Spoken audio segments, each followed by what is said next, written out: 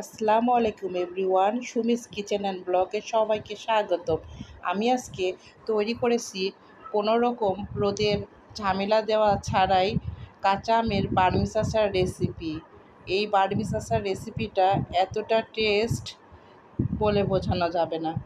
একবার হলো তোমরা ট্রাই করে দেখতে পারো কাঁচা আমের বার্মিজ আচার রেসিপি। কাঁচা আমের বার্মিজ আচার রেসিপিটা আমি কিভাবে তৈরি করলাম দেখতে থাকো। এখানে আমি নিয়েছি 5টা কাঁচা আম। এগুলো আমি সুন্দর করে ছিলে নিব। এরপরে গোল গোল করে কেটে ফিরে আসছি তোমাদের মাঝে। এখানে আমি আমগুলো গোল করে কেটে নিয়েছি। মাঝখানে যে বিচির অংশটা ছিল সেই বিচিগুলো আমি বের করে নিচ্ছি এক এক করে। আমার এই রেসিপিটা তোমাদের কাছে যদি ভালো লেগে থাকে অবশ্যই কমেন্টের মাধ্যমে জানাবে।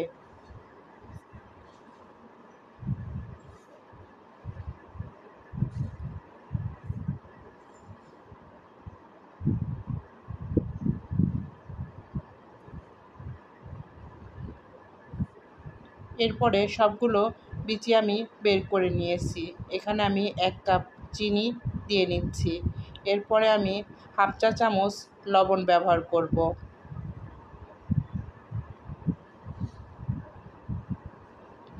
এরপরে আমি পরিমাণ মতো ভিনেগার দিয়ে নিচ্ছি। ভিনেগারটা দেওয়ার পরে আমি 1 ঘন্টার জন্য মাখিয়ে ঢেকে রেখে দেব, আমটা যেন অনেক স্বচ্ছ হয়ে যায়। আমার এই রেসিপির এই পর্যন্ত যারা চলে এসেছো একটি লাইক দিতে ভুলে গিয়েছো, অবশ্যই একটি লাইক দিয়ে ভিডিওর সঙ্গেই থাকবে।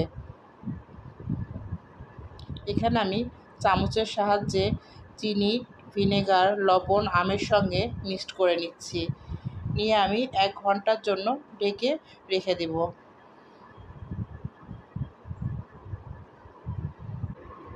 বার্মিজ আচার রেসিপিটা কোনো রকম রোদের ঝামেলা ছাড়াই বছর ধরে সংরক্ষণ করতে পারবে এইভাবে তৈরি করলে।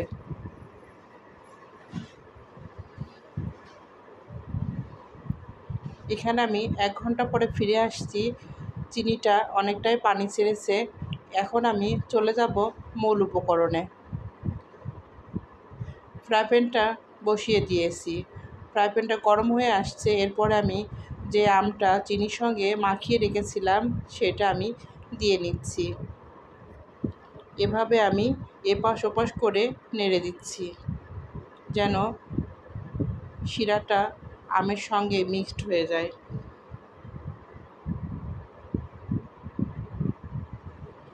এরপরে আমটা অনেকটাই সফট হয়ে আসছে।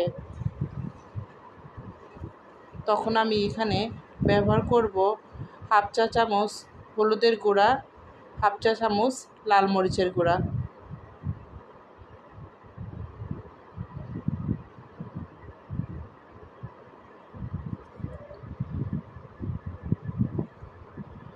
আমি লাল মরিচের গুঁড়াটা দিয়ে নিচ্ছি। এরপরে আমি এখানে দিয়ে নিচ্ছি হাফ চা চামচ হলুদের গুঁড়া। এখানে আমি আমটা কিন্তু খুবই পাতলা করে কাটতে চেয়েছিলাম কিন্তু পারি নাই, খুবই শক্ত আঁটি হয়ে গেছে। এজন্য আমি একটু মোটা মোটা করে আমগুলো কেটে নিয়েছি। তোমরা চাইলে পাতলা করেও কেটে নিতে পারো। আমার এই রেসিপিটা তোমাদের কাছে যদি ভালো লেগে থাকে তাহলে অবশ্যই আমার চ্যানেলটি সাবস্ক্রাইব করে আমার পাশেই থেকে যেতে পারো। এখানে বার্মিজ আচারটা কমপ্লিট। এখানে আমি একটি শুকনো মরিচ দিয়ে নিচ্ছি।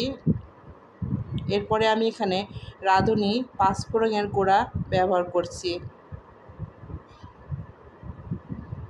এবার নেড়েচেড়ে আমি পরিবেশন পাত্রে তুলে নেব।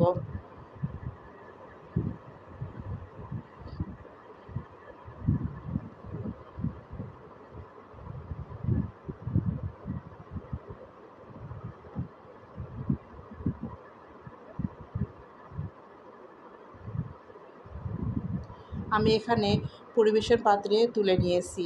আমার এই কোনো রকম রোদে দেওয়ার ঝামেলা ছাড়াই বার্মিজ আচার রেসিপিটা তোমাদের কাছে ভালো লাগলে ফ্যামিলির সঙ্গে শেয়ার করতে পারো। আমার এই রেসিপির সঙ্গে এতক্ষণ পর্যন্ত যারা আছো সবাইকে অসংখ্য অসংখ্য ধন্যবাদ। আল্লাহ হাফেজ। আসসালামু আলাইকুম।